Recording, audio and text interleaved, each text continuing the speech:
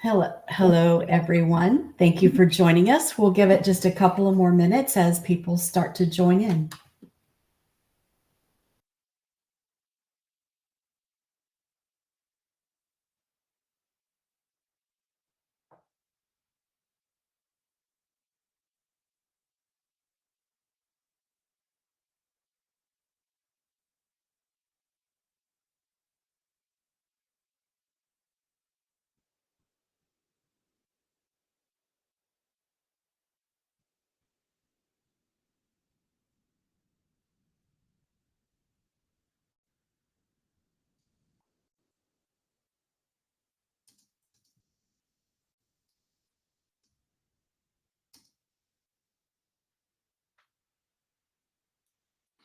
Looks like we have folks from all over the place here.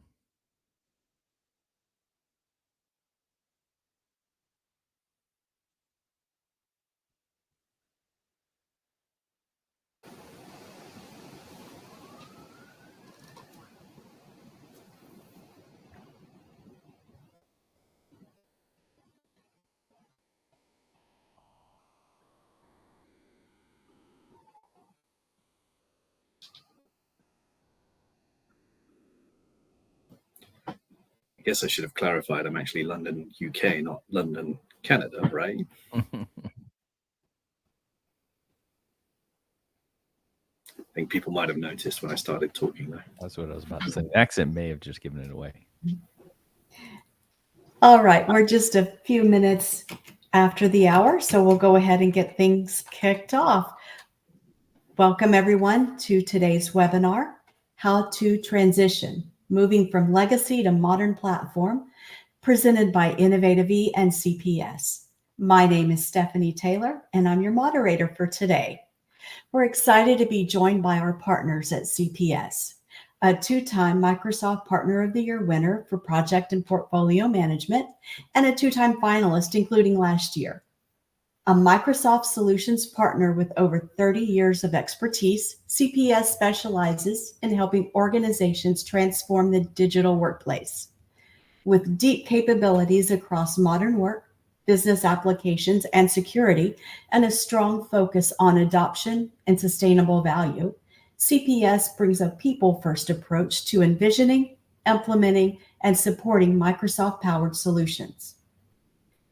Innovative-e is a 7-time Microsoft Award winner and the 2023 and 2024 Microsoft Partner of the Year for Project and Portfolio Management.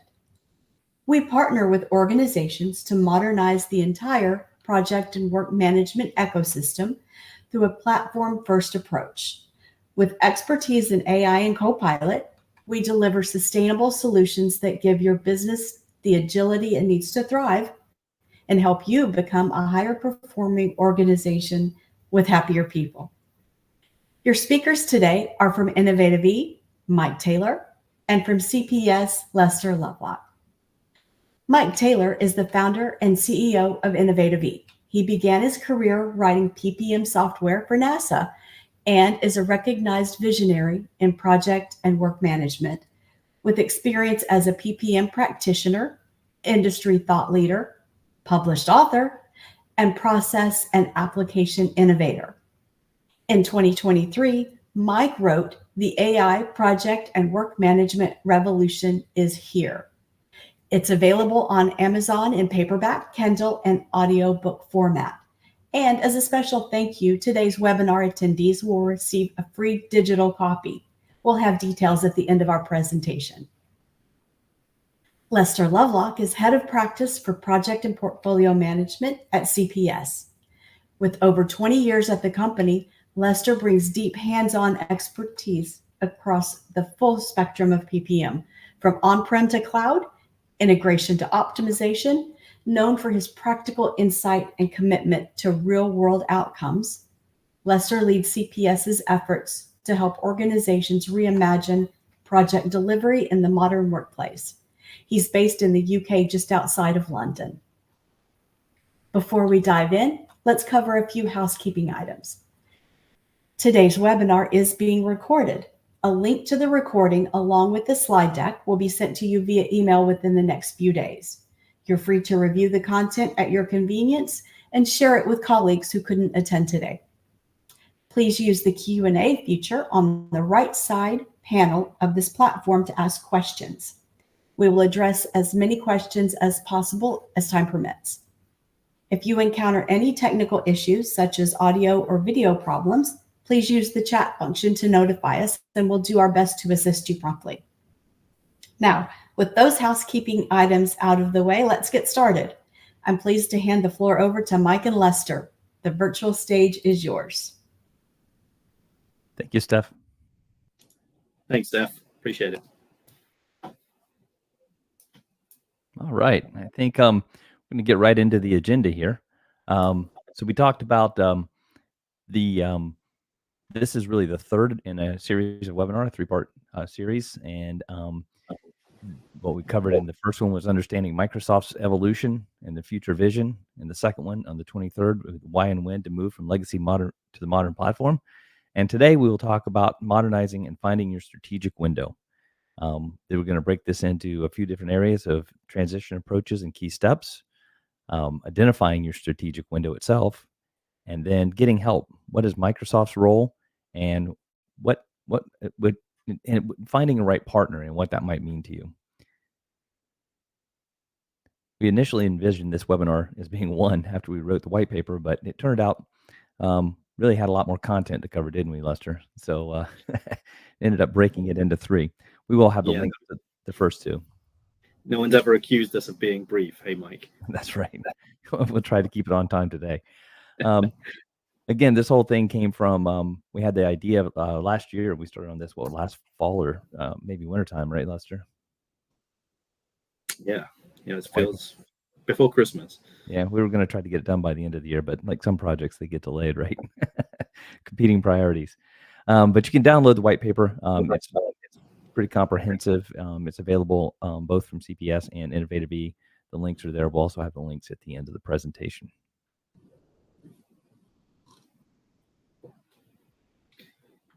So we really wanted to cover a little bit about what's been said so far. And in the previous two webinars, we asked some questions, some interesting questions. And we wanted a bit of a recap on what your answers were. So first question we asked was, where are you in your modernization journey? And actually, the most overwhelming answer to that was, we're still exploring options, which I found quite interesting, because there's a good reason why people turn up to webinars like this, right? They want to understand what the options are and how partners can help and how best to achieve things. So I wasn't that surprised with that outcome. I was surprised it was such a low percentage, though. Yeah, me too. The next thing we asked was, what's the biggest driver for modernization? Why are you trying to do this? And actually, the overwhelming response here was around improving collaboration and visibility, which, again, no great surprise here, but always good to kind of reaffirm what we were already thinking.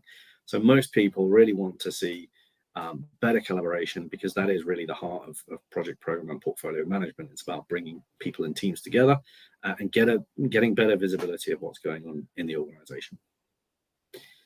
We asked about transition approaches and what people's preferred transition approach would be, which was an interesting question. Historically, Big Bang has been a big thing, but nice to see that people are learning from those historic mistakes and starting to think a bit more about actually using a phased migration approach, taking the time to do things not piecemeal, but more thoughtfully. We asked, how prepared is your organization for AI in project management, which is a big thing. Microsoft are investing heavily in AI, as are most other organizations these days who work in the tech space. And no great surprise, it's a fairly new technology. Very prepared was only 14% of the response. So clearly there's a lot more work to do and a lot more thought that needs to go into being prepared for AI in project management. Maybe it's even finding use cases for those things, which certainly we've helped customers with in the past, and I know you have as well, Mike. Yep. Modernization challenges, what's the biggest ones? Again, not a huge surprise for people on this call, though. You may be interested to know it was 39% of challenge was around user adoption, change management. Most projects fail because they don't get adopted, and it's kind of echoed through our findings here. And then finally, when do people expect to take the next modernization step? The next 6 to 12 months. So welcome to the webinar. This is good content for you if you're on that journey in the next 6 to 12 months. Hopefully you'll get some good value from what we're talking about today. The right place at the right time. Right place at the right time. Absolutely. Now, in the spirit of this being a fairly interactive webinar, we'd like to hear from you on this one. So what type of modernization approach do you prefer? Big bang, rip and replace, transition over time, or something else? And if you're thinking about something else, pop it in the chat for us. This poll will go live in just a second. We'd be interested to hear your thoughts. These stats we actually then reuse in other research and other work that we do with customers. So please put your answers in. As you just saw on the previous slide. All right, so getting some answers coming in here. Okay, we're seeing a bit of an echo of the phased approach, transition over time, rip and replace. Okay, interesting. We do see that a fair amount with customers as well. We've tried one thing, we don't like it, rip it out, start again, didn't work, try again. And not surprisingly, though, it's being dominated by transition over time. The rip and replace is, and most people have probably been through it at one time or another with different technologies. It's fairly painful. So transition over time, clear front runner here. There's a something else. Someone's too shy to pop that in the chat, though, what their something else is. No big bang migrations, though. Okay. No big bangs, yeah. All right, good. Transition over time. And that's, again, people in the right place at the right time. We're going to talk more about that. We have in previous ones as well. If you haven't seen those. I think that's it's an interesting stat, right? Transitioning over time and that being the preferred approach for modernization, because it means that people are investing in a platform. They start in one position and they continue to invest over that to expand and grow that capability. And that could not have been a better segue into this next slide. It's almost like you knew it was coming, Lester. Almost. Almost. So there's a lot of discussion going on around kind of the, and you'll hear it, Lester and I talk about this all the time, kind of a product-centric approach versus a platform-centric approach. And what do we mean by that? A product-centric approach would really be, there's a lot of products that have emerged over the last 10 plus years with, born in the cloud solutions, Monday.com, Asana, Smartsheet, all these things that are SaaS solutions that are available out there. And of course, originally the Microsoft platforms were standalone and then SaaS with Project Online. But what we really mean is when you're thinking about a platform approach that you're not doing some of these things that are on the left. So it's not single tool focused. It's, it's not feature specific. We're really not talking about the technology itself. We're talking about a broader focus. Of course, the technology is a key piece of it. But there is, when you go with a product-centric approach, there's a higher risk of obsolescence as well. And when you compare that with more of a platform-centric approach, especially, we're talking everything, CPS and Innovative-e are both Microsoft partners, as we've mentioned. We're talking everything unified on the Microsoft platform. There's a whole lot of tools that are built and that out of the box really help with work management itself. There's, no, it's not a secret that one of their biggest pillars of is called modern work, right? It's one of the 6 pillars or solutions designations of the modern AI platform now. So, the unified ecosystem with Teams, Planner, Power Platform, Copilot, it's an amazing tool set to get work done. And of course, now you're seeing more and more AI-powered automation and insights. Of course, seamless collaborations across apps, and that can't really be overstated how valuable that is. In the past, when you were using standalone technologies or single tool focused things, you were using things like APIs and ways to get data in and out of those apps. And now everything is in the modern Microsoft platform is centralized into what's called the Dataverse, without getting too technical, but you really can manipulate everything that's happening with any of these apps through a common interface, common data set, and a common set of apps, which are things like the Power Apps and Copilot. And of course, you have a more of a flexible, scalable foundation.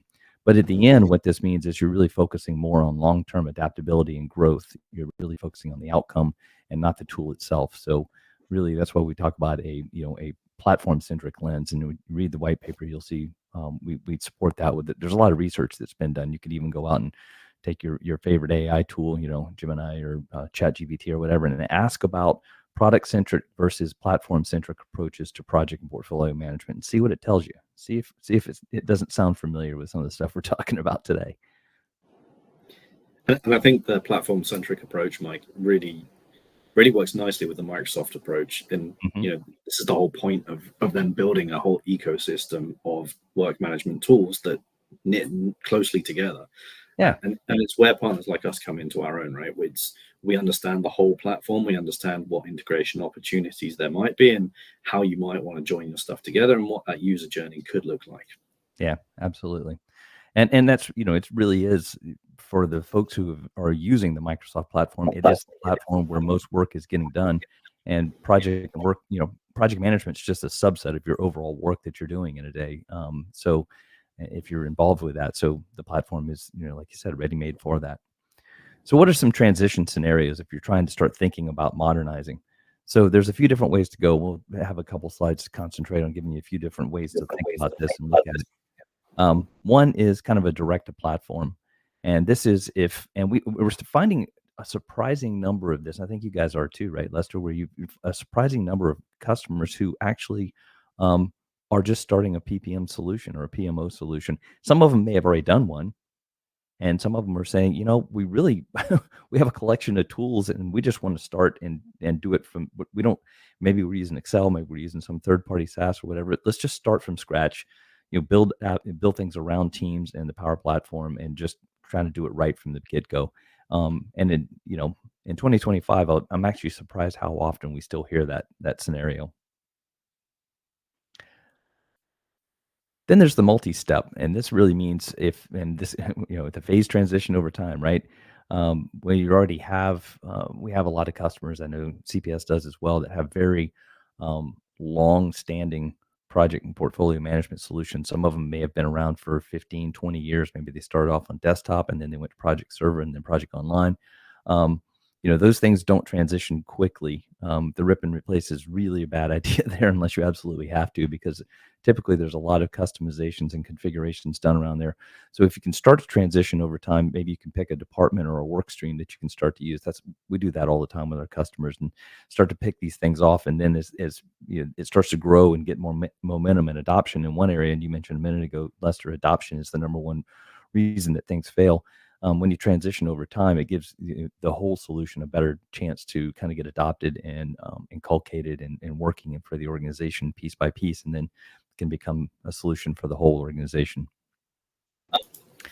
Then there's sort of a hybrid, and we actually still see this happening, and that's really where some legacy solutions, whatever they are, can currently run with, in the transition. That can obviously happen as well, but we have customers who are kind of in this hybrid mode, and they really aren't planning on moving forward. Maybe they will at some point in time when technology dictates it or certain things happen, but they're really running multiple solutions in parallel, but they're finding a lot of value out of the hybrid approach, because now they have maybe some of these legacy solutions and some of the modern solutions, but now everybody's collaborating and working in the same way through things like a Teams interface, using the modern platform for your customizations, using things like Power Platform and Power BI for all your visualizations and data.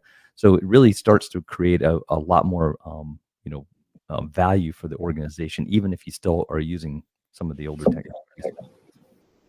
And it's probably worth mentioning here, Mike, that these aren't the only approaches that you can take, right? These are the most common transition scenarios we come across. It's not meant to be an all-encompassing slide, but I'm sure 99% of the audience here today will fit into one of these scenarios here. Yep, I agree 100%. So we have another slide here, and this is directly from the white paper as well. And I'll go through this quick. There's a lot of animations, but this really kind of shows what a journey can look like. You've got when you talk about Microsoft and you listen and watch what Microsoft talks about, they always talk about data on their secure platform. It's fundamental. Security is fundamental to everything, and I talked about the Dataverse, and so it creates a nice foundation layer. And you see those different products across the bottom. We've talked some about those and how those can work together on a secure platform. Security and AI responsibility are key to everything in building solutions these days. Over time, you can start to increase your co-pilot and automation capabilities. And then we have some graphics here that kind of show where people are and what a journey could look like, starting with disparate tools. You can keep some of those tools. You can centralize some. you can start to go through, and this would be more of your like your hybrid approach or your transitional approach. You start to move to a team-centric approach where you have Planner Premium or other tools maybe, but Planner Premium is almost always what we recommend now for the first for anything that's new. You may still be using something like Project Online for a while, but then you're starting to use Planner Premium for everything that's maybe new projects or new departments that are coming on. And then you start to think about leveraging more robust capabilities of the applications that are there, the platform. One of the things that's true when you're buying the Microsoft platform is it's always being innovated. And they're the largest software provider on the planet. Probably arguably the largest work management provider on the planet. They're always making improvements. I mean, they've got continuous integration, continuous deployment nowadays, and you probably have noticed using Teams. Think new things show up all the time, and Planner's the same way. They're always innovating and building it. So you're going to continue to get better and better functionality over time, as you will also, and we'll talk a little bit about partner solutions and IP as well. But over time, you can start to eliminate third-party apps if you decide to go that route. And you can start to, there's technical debt and additional cost when you're running multiple apps that do the same thing. We've talked about that before. And then you can start to look at actually turning off things like legacy apps like Project Online. It really hasn't changed in about 10 years. Microsoft has been giving direction for at least 6 or 7 years now that you need to start thinking about transitioning away from Project Online for the long term. And then ultimately where you'd like to get to, most customers, that really think through this and roadmap it, think about getting to a unified project and work management, collaborative work management platform with, a unified data set, robust capabilities to build for the future-proofing for Copilot and AI. And then from there, you can continue with, like, as it true with any solution, is you can continue to develop it and grow it over time. IP partner and solutions, we'll talk more about that, can help tie this together. Most organizations today, as we've seen with some of the surveys we've done, are kind of on this far left side. A lot of people are starting to realize they really would like to get to the right. And then you can do a multi-step, or you can go with a full approach like we talked about a minute ago in the previous slide. We just go straight to it.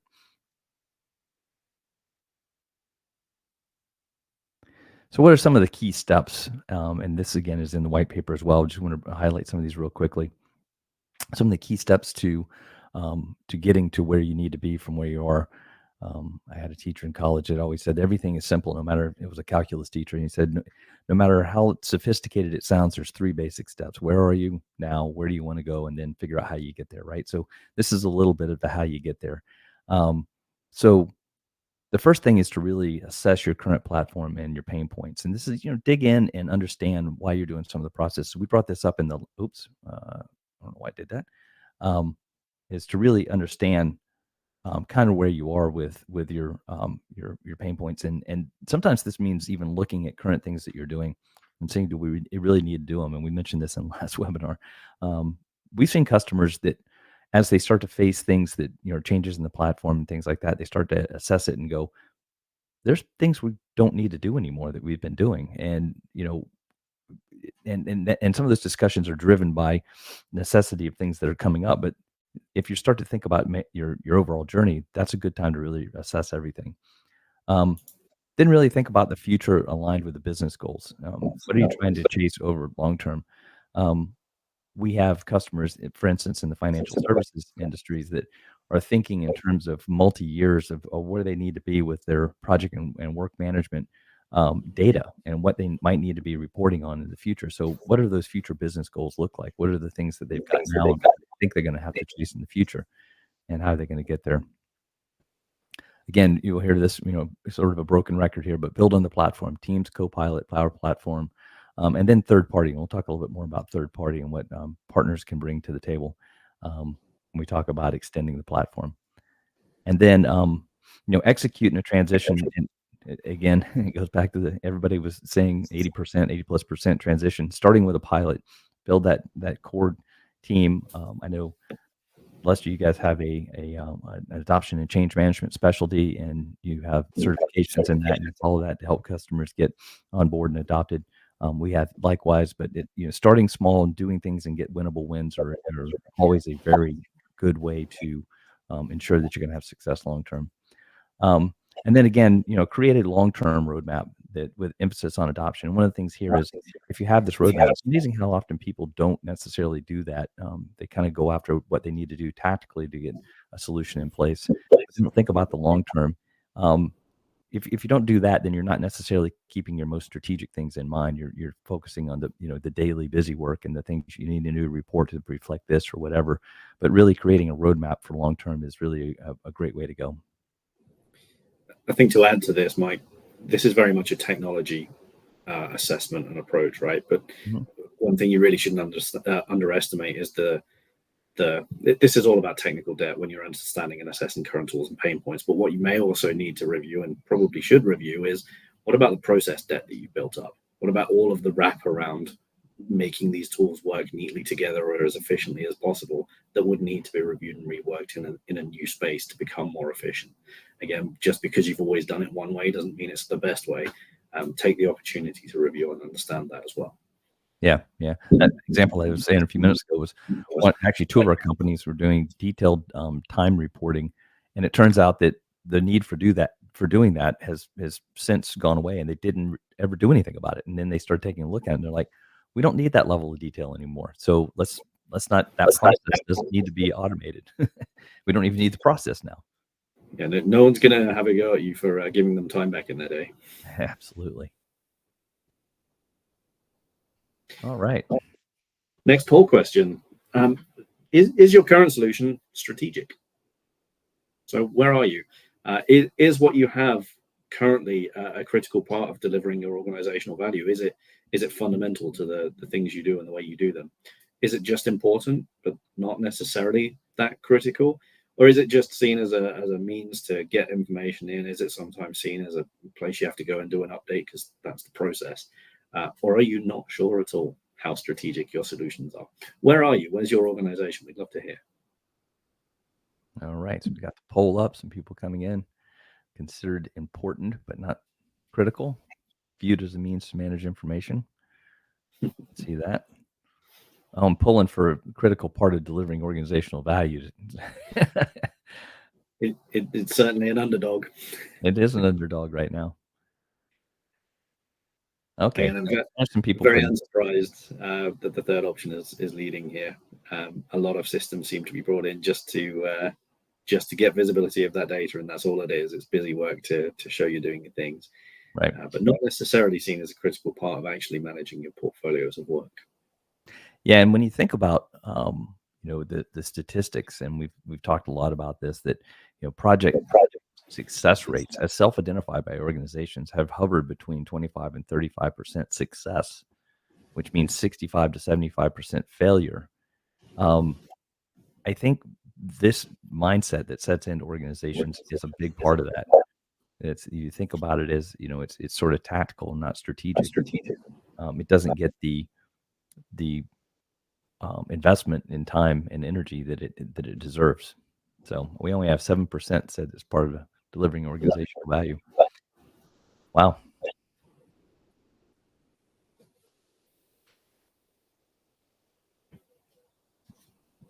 All right. So speaking of strategy, Lester. Yeah, well, how do you get buy-in to do something that is strategic? How do you make sure that what you're doing actually gets some legs in your organization and you're given authority to go and do stuff? Well, there's a few different ways to do that, and we'll cover that in the next couple of slides. So first of all, excuse the very on-the-nose imagery here, finding strategic windows. So it can take a few different forms, right? It may be that actually you have to bid as part of an annual planning or an annual budget cycle. That's your strategic window. You have to put together a business case and bid for it and justify. And in previous webinars, we've talked about building a good business case.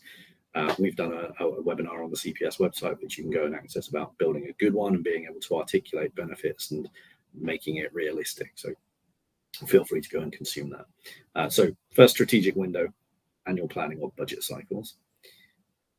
Other things you may not have considered, though.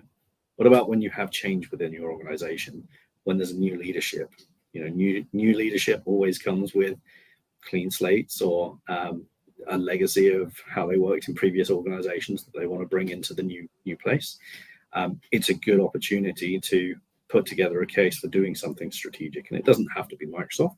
Of course, we'd prefer if it was, but it's about finding that window and being able to put together a good case for managing work through a modern platform.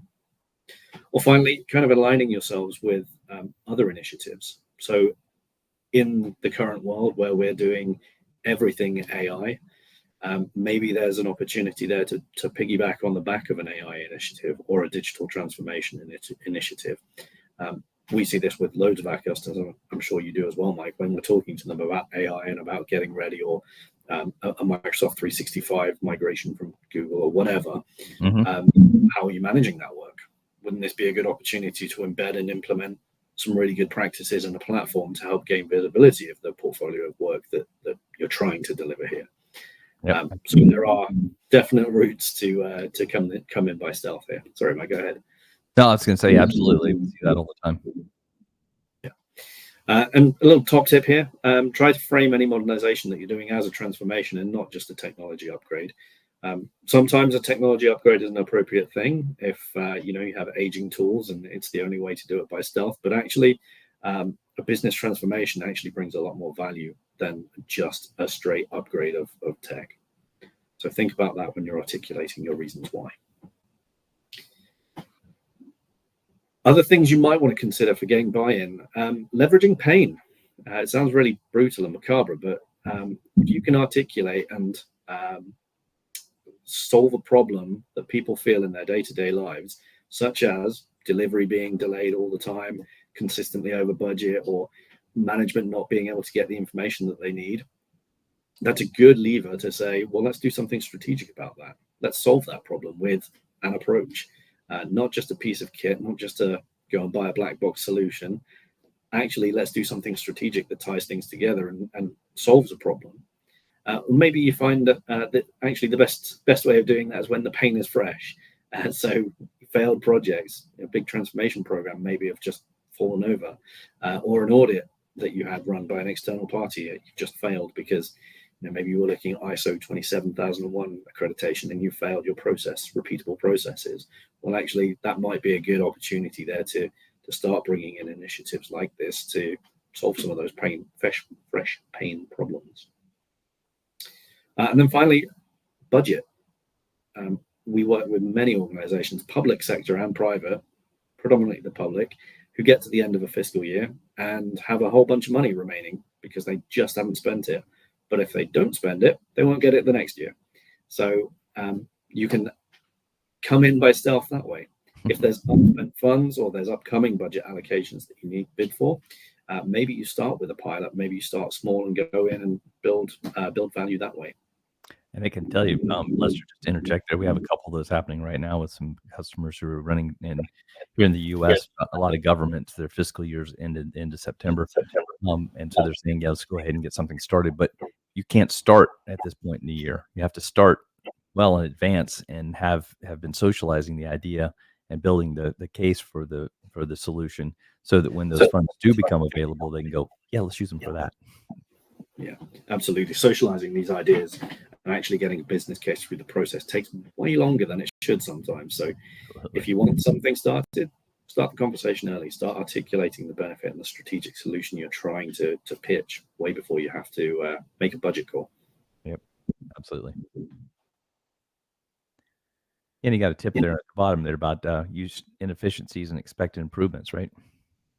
Yeah, absolutely. So people love stats, people love data. My organization is absolutely data driven, and it's hard to get something signed off unless you have a data point to say this is why it would be a good thing to do. I'm sure most organizations are the same. Use that data, gather it, show the pain points, show what expected improvement would look like, and then you've got something to prove against. If you don't have a baseline, you can't articulate a benefit. Why would anyone do it? Yep, absolutely.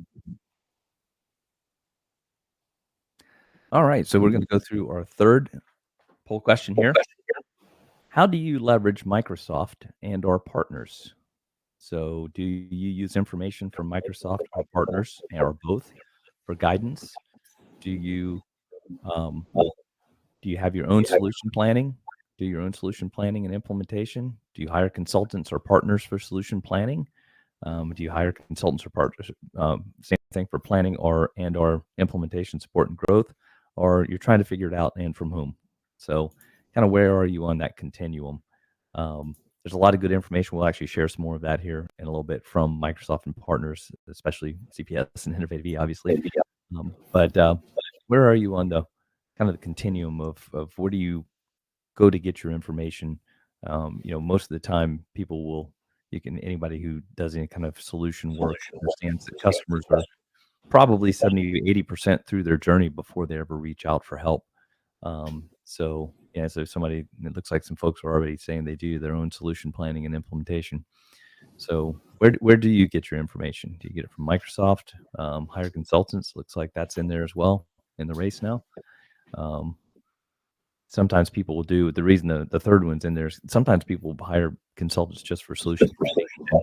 They take the plan that's been built and they work it themselves. Yeah, the third option there is an interesting one because you're putting a lot of trust in a partner to be agnostic for you and to actually recommend a solution that is going to actually support and not just that lines their pockets the best. Mm-hmm. Yeah, so we don't have many of that, and it's interesting that we're not seeing that show up either, because I am reading more. I saw an article in the Harvard Business Review recently about the real shift away from using kind of the traditional management consultants for planning your solutions and things like that. So I think if we'd done this poll 10 years ago, that would have probably come up a little higher. Number 3 there. Yeah. Not surprised by the fourth option though. If you want something done quickly and you want it done very well, you tend to rely on partners rather than trying to bring those skills in-house initially. Clearly, there'll be a transition plan from the implementation consultant to in-house, but in the interest of speed and efficiency, it's typically best to hire experts. Right, absolutely. All right, so it's a pretty good spread across the board, but yeah, like you said, the hire partners and for support and growth is 41%. Next is do their own solution implementation and planning. And then, of course, it's the tie between partners just for guidance and consultants for planning. So interesting. Thanks, everybody, for answering the poll. Again, it's good information. And like Lester said, we'll use that again in the future. So with that, since we talked about partners and Microsoft, what are the kind of the roles of Microsoft and the partners in the partner ecosystem? The project ecosystem has been around for a very long time, probably one of the oldest ecosystems within the Microsoft partner community, which has, of course, been around since almost the very beginning of Microsoft. But Microsoft's role, let's talk about that for a second, Lester. They really, you have a bunch of different entities at Microsoft, right? You have the product group, the planner group, which is formerly the project group, Planner Premium now. They really drive education, product direction, community engagement. They're there to be a source of information and kind of a gateway to next steps. If you want to have partner alignment, they have, they will recommend a few partners and things like that. But they also have account teams which are really important these days, right? They align platform licensing and connect customers with partners, and in some cases, they know their customer really well, and if they know what they need and they're familiar with partners who have a particular type of solution that may best align with what that customer needs, one partner over another, they may recommend that as well. So it's really good to get to know those folks. And I know, Lester, you guys work with Microsoft as we do. Yeah, absolutely. So interestingly, like the planner product group, they tend to look after things like roadmaps, publish that, blogs, marketing messaging, all of that sort of stuff sits within the planner product group. And we as partners tend to work fairly closely with the planner product group as well. And we get an opportunity to feed in with where we think enhancements would come from. So leverage your partners for that type of information. We have access into the product group. We can inform them of burning needs and burning desires. There are other avenues to do that to a greater or lesser success sometimes. But that's really what the planner product group is about. And then the account teams, depending on what kind of organization you are and your size and your scale, you may even have a dedicated Microsoft account manager who looks after your organization. and it's imperative that you work with them when you're thinking about strategic initiatives like this, because if you're looking at partner solutions, if you're looking at engaging a partner to do this, they will have a strong history of working with good partners before, and will be able to make really good recommendations for you. And I'm not just saying that because we get recommended all the time by Microsoft, but genuinely, it is a good source to pick up. Yeah, 100%. And they have the product group actually has a way to filter and by organizational needs and things. They have surveys and things that they do, which are really great to help direct people in a particular direction, whether they need an adoption and change management partner for training or change adoption, or do they need somebody who's really skilled in Power Platform or Copilot. So you get all that insight built into the Microsoft ecosystem as well, which is great. Talking about partner contributions, the partner program, some people may have known it as the gold and silver program in the past. It's been rebranded by Microsoft. It's now the cloud partner program, the AI cloud partner program. And there's no longer there's no longer product centric designations like we used to be a gold, and CPS used to be a gold PPM partner, right? So that doesn't really exist anymore. You're now a solutions designation. They've collapsed to 6 or 7. Modern Work is one of the main ones that's out there, and we have that, and CPS does. CPS has a bunch of others too, and specializations like adoption and change management and product alignment. Those are all very important as well. So it is important to look at that for partners as well. So how well that they're ingrained in, and do they invest in the partner programs? Because that's not just about the things we talked about above and working with Microsoft. It's also how well are they is the partner following the skilling programs and things and the requirements that Microsoft puts on them to remain relevant and current on the technology and all those things. So it's important that your partners are certified. Yeah, just to lift the curtain on that a little bit more, because I'm conscious that we probably have a whole bunch of people who aren't partners. There's a whole bunch of things that go into those accreditations, those specializations. It's not just you take some exams and away you go. A lot of it is about having provable case studies and provable historic work. You have responsibility. And then there's a whole bunch around how much you've done with Microsoft. So the size and scale of engagement and the number of engagements, and being able to keep that relevant and modern by doing it repeatedly. So it's really good to find partners who have those relevant specializations and advanced specializations, because it means they're doing the things that they should be doing to be a competent partner. Right. Absolutely. And speaking of which, what type of partner do you need? And we mentioned it a minute ago, but you've got people who specialize in different things, and then you have partners who have broad specialization or a broad area of capabilities, from planning, implementation, change management. You also have a lot of partners who have pre-configured or purpose-built solutions, like Power Apps, accelerators. You have ISVs, that independent software vendors who have built their own PPM solutions and scenarios on top of the platform. So all of those are things to consider in terms of what do you need, what's your best value to get out of a partner. And there's a lot more we could get into. We could probably spend a whole hour just talking about all the intricacies around all of that stuff, right, Lester? Yeah, 100%. It's quite an in-depth topic, even as a partner. As the head of practice, I find it hard to navigate sometimes. Yeah. I think one of the things that's important, though, is when you're identifying a partner to work with, it's about identifying someone who can take you on that whole journey, not just the initial part, but beyond where you are now and beyond what a phase one might look like, and that can actually support you beyond that. Right. Absolutely. And that's a nice segue into this next one. What do you look out for in finding a proven track record? Obviously, most folks are going to do that.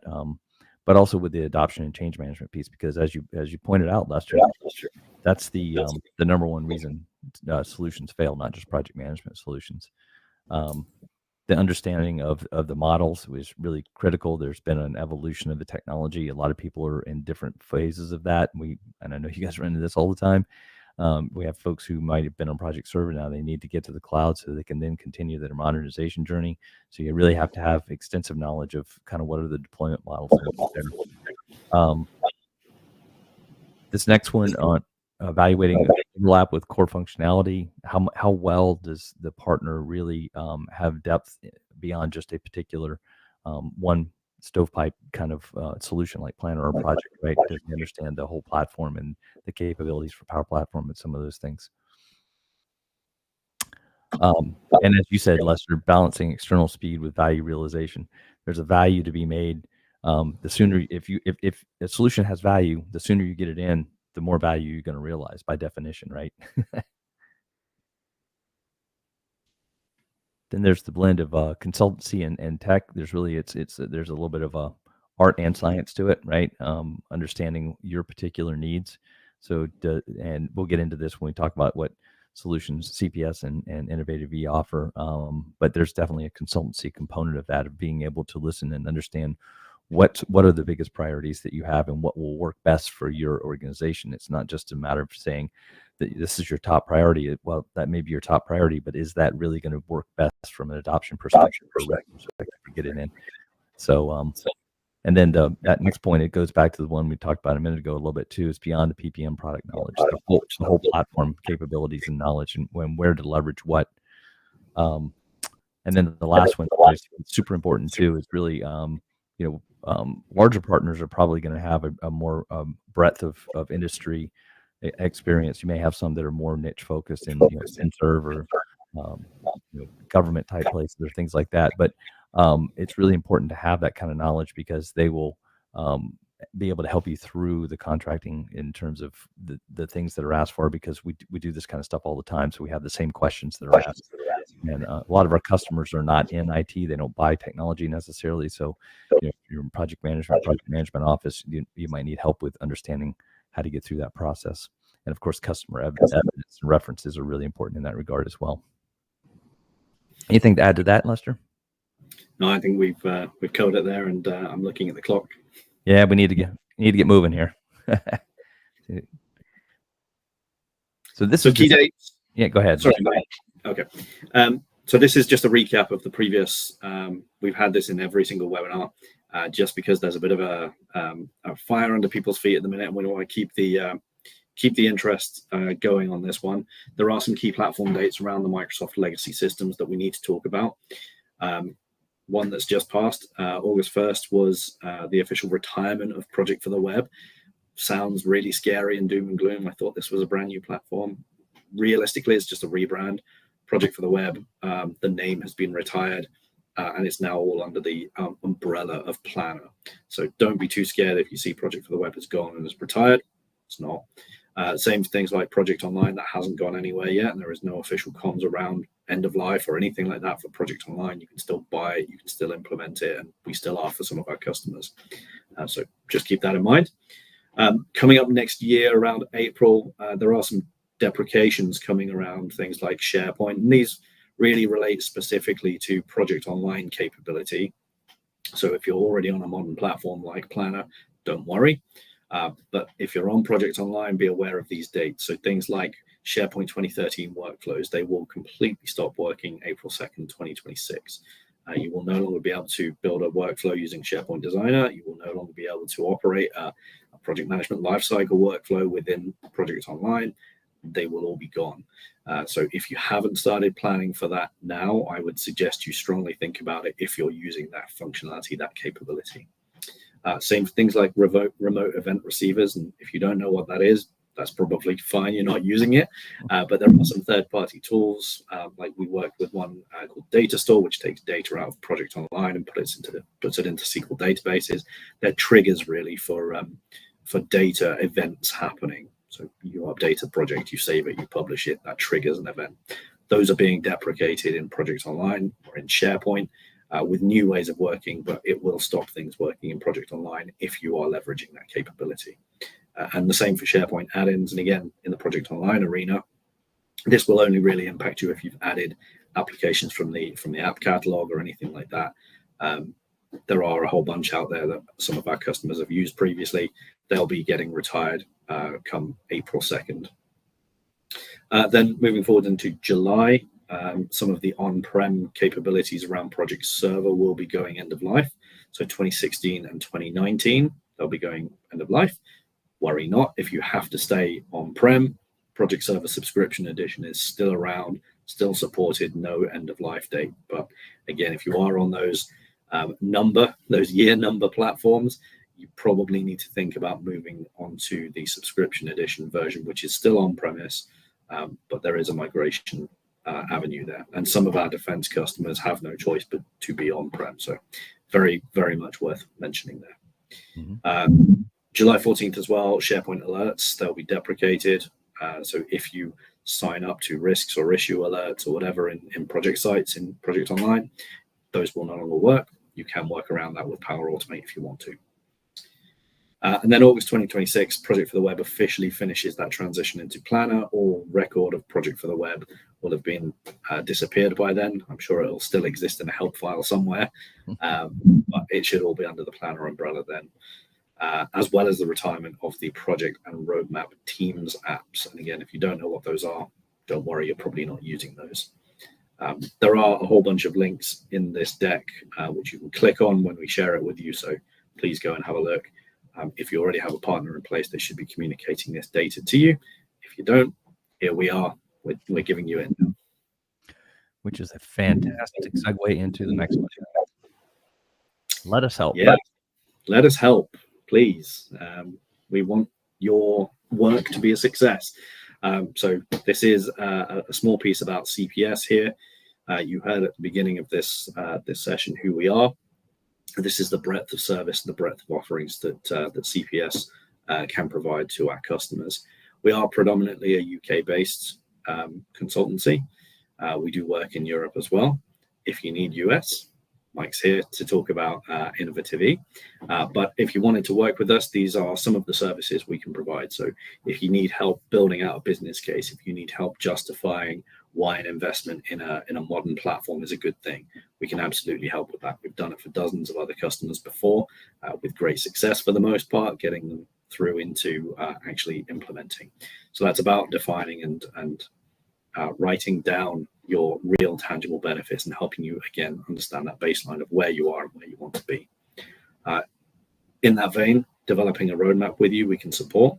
If you don't quite know how to roll out beyond one part of the organization, if you don't know how to increase maturity through whatever maturity roadmap or benchmarking tool you're using, we can support with that. We can support with technology strategy. We are a Microsoft-only house, so we will only support you with Microsoft technology strategies. But for the most part, we have found that our customers tend to want to use a cloud, not multiple clouds. We can talk about migration. If you are on legacy tech, if you do need to move from old to new, we can help you with that. We can help you plan. We can go through those steps that Mike and I have talked about today, and we can get you there safely and speedily as much as possible.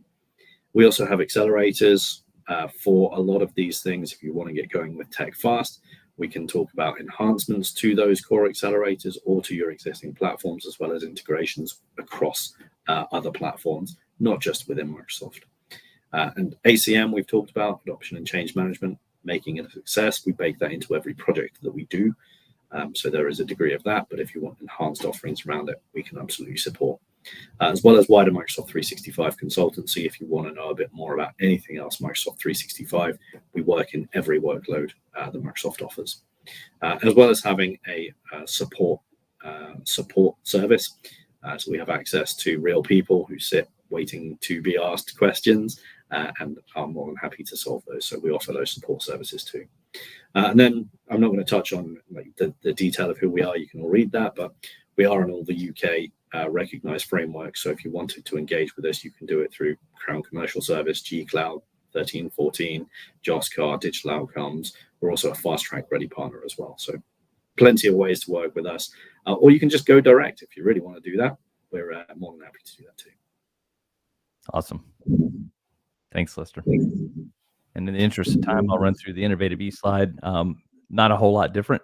In fact, the tenure that we have and the number of folks we have working for us and the certifications and awards and everything are very similar. We have we don't have as many nice icons though. Our phase, we really are focused more on just the project and work management. We're not as broad as I think CPS is in terms of some of the other workloads. But we do have a kind of the four, we see it in the traditional four kind of life cycle phases there: plan, build, grow, and then optimize. And we have some customers as Lester mentioned, that want to come in and have a partner come in and help them do something, and then pretty much just be there as needed for top end support. But we also have others that have been with us for 10 plus years who want us to continue to be involved. They want to stay more focused on their business, and they want to have us involved with their ongoing project and work management solution. So it's an ongoing journey with many of our customers. And speaking of a journey, we oftentimes we talk a lot about this. The graphic we like to use a lot is this. What we've been talking about in this whole webinar series is really the platform modernization is foundational to unlocking a lot of additional. If you look at that, the little things with the endpoints, the arrows for value points, and you can unlock a tremendous amount of value over time by making this transition to a platform and modernizing on the platform. So it's what the story we'd like to tell all of our customers and really help them unlock that value, because I think sitting where we are today, it's a brighter future for project and work management than I've ever seen in a few decades. Because of all the capabilities of the platform and everything. So it's pretty exciting. And I think we're going to run out of time to cover this. See if there's any Q&A. But these are some partner spotlights that we have and customer spotlights, really. And we've talked about these in some of the other webinars that we've done. And I don't know if there's anything you can mention here real quick. Lester, we've done great work with some of our customers, and you guys have done phenomenal work. Network Rail, I saw that case study just dropped about a couple of weeks ago. That was awesome. Yeah, I don't know why we seem to be big in the rail industry in the UK at the minute. So Network Rail is a historic one. Well, yes, historic last 6 months. We've just finished Great Western Rail as well. So that's just been published. Oh, I got them. Plenty of referenceability for both of us. Yeah, that's right. The new one was Great Western. Yep. Awesome. So we're down to just a couple of minutes. There's some links. I forgot to mention this at the top of the webcast, but the book is available for free on Amazon today until midnight Pacific Standard Time. So if you want to go in and pick it up, it's available there. There's all of our contact information. Looking to see if there's any comments or questions. I do see one comment in there of how we get an organization to adopt this tool, move away from legacy. I think you touched on that a little bit, Shelley, in terms of the windows of opportunities. But if you need to talk in more detail about that, Lester or I would be happy to have a side conversation. There can be some intricacies there. Using desktop version. Desktop is going to be fine. I think a lot of people will continue to use it for a long time, but I think it's really going to be relegated to a planning tool, not part of a collaborative solution, because it's disconnected from everybody else. Any other questions or comments? Don't forget, if you haven't seen the first two, I believe the links are in there. If they're not, let us know. They may be on the registration page, but all the recordings are available. And as Steph said at the beginning of this call, this recording will be available as well. And of course, if anybody has questions afterwards, feel free to reach out to us. Yeah, absolutely. All of our contact details are up on screen now. Again, you'll get these slides and access to the recording after this. So please do get in touch if you have any questions or you want some support on your journey. Yep. Well, Lester, I'm kind of sad to see this series ending. We'll have to do another one. This has been a lot of fun. Let's get another white paper underway, Mike. I'm sure we've got plenty to write about. Yeah. Yep. It's always evolving very quickly. So thank you for participating, and everybody. And Lester, I want to say special thanks to you for this journey of working on the white paper and doing this webinar. It's been a lot of fun. It's a pleasure as always, Mike. I really enjoy working with you too. Yep. Likewise. All right. Thank you both, Mike and Lester. And thank you, all of you, for participating in today's webinar. We hope you found it valuable and informative. If you have any further questions, feel free to reach out to either Mike or Lester. And we might just use your question in an upcoming podcast or blog. Keep an eye out on your email inbox for the recording of today's session and some additional resources. Thanks again. Everyone have a great rest of your day. Thanks, everybody. Thanks all.